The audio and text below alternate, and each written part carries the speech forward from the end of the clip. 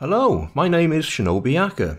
I would like to thank Bane666 for offering me a guest video slot on his channel. This is a great opportunity to reach out to a wider audience, and for that I am most grateful. So thank you, Bane. Without further ado, let's begin. Several weeks ago I was researching a video. The video was in relation to a Women's Aid report titled 19 Child Homicides. The video itself was titled Women's Aid. Now, as is often the case when researching a topic, you often chance on a report or a set of statistics that make little sense. They appear to be an anomaly, at least until you start digging. What had caught my attention in this instance was the data on prosecutions for child infanticide, or rather the fact that there were more convictions for infanticide than there were prosecutions. When we look at the percentages, they look like this. For the years 2002-2013 in England and Wales, we see that out of all convictions under the Infanticide Act 1938, no more than 25% were as a result of a prosecution for infanticide. In fact, there were 3 times as many convictions than prosecutions. This had to be a mistake, surely. Sadly, as we will soon discover, there is an explanation, and the reason for this discrepancy and the consequence that follows is the subject of today's video. We all know how easy it is for a woman to get an abortion in Western countries. Indeed, some feminists such as Jessica Valenti advocate that convenience alone is justification for termination, a view she expressed in an article she wrote for the Feminista website. The headline, "Feminists Rejoice at Abortion for Convenience." This leaves the reader in no doubt in relation to her stance on the matter. Like many feminists, she also expresses the view that there should be no legal limitation on abortion. She believes that there should be no upper limit to when an abortion should be performed, a position she clarified in a Guardian article, in which she stated the following, and I quote, "There were a lot of passionate responses to my piece last week. My 28-week pregnancy and 20-week abortion ban, why choice still matters. Comments ranged from the supportive to the horrified. One question that came up several times, however, am I actually arguing that there should be no legal limitation on abortion? The short answer is yes." Valenti, it seems, takes the view that a woman has the right to terminate pregnancy even days before birth. You and I were just lucky, I suppose, that if our mothers shared this view, at least they did not act on it. But if, as Valenti advocates, women should be able to dispose of a child even days before birth, what about a few days after birth, once we are actually born, once we are free from the maternal life support system? Surely then we can breathe a sigh of relief. We don't have to worry anymore that our mothers can kill us and get away with it.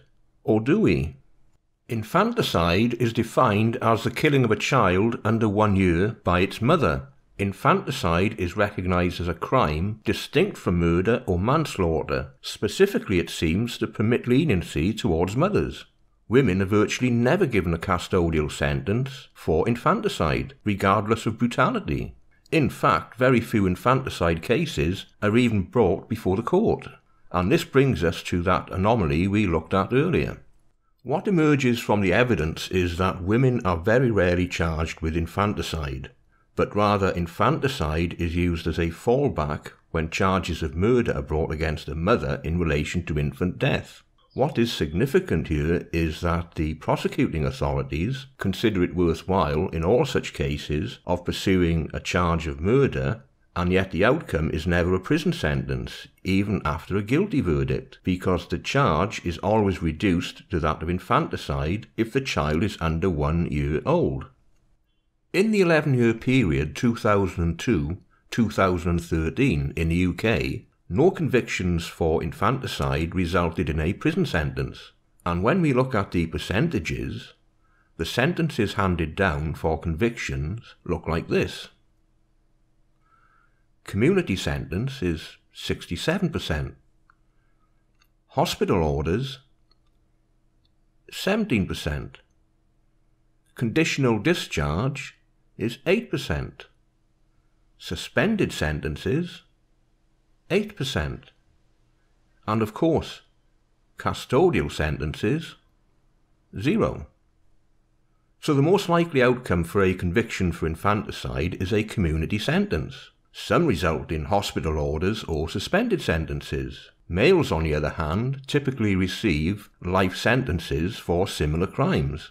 An extremely small proportion of infanticide cases are ever brought before the court. The few convictions we see for infanticide are almost always the result of a murder charge being downgraded to infanticide. No sane defence would ever object to this reduction in charge, for the simple reason that they would be aware that even if convicted, their client would never receive a custodial sentence.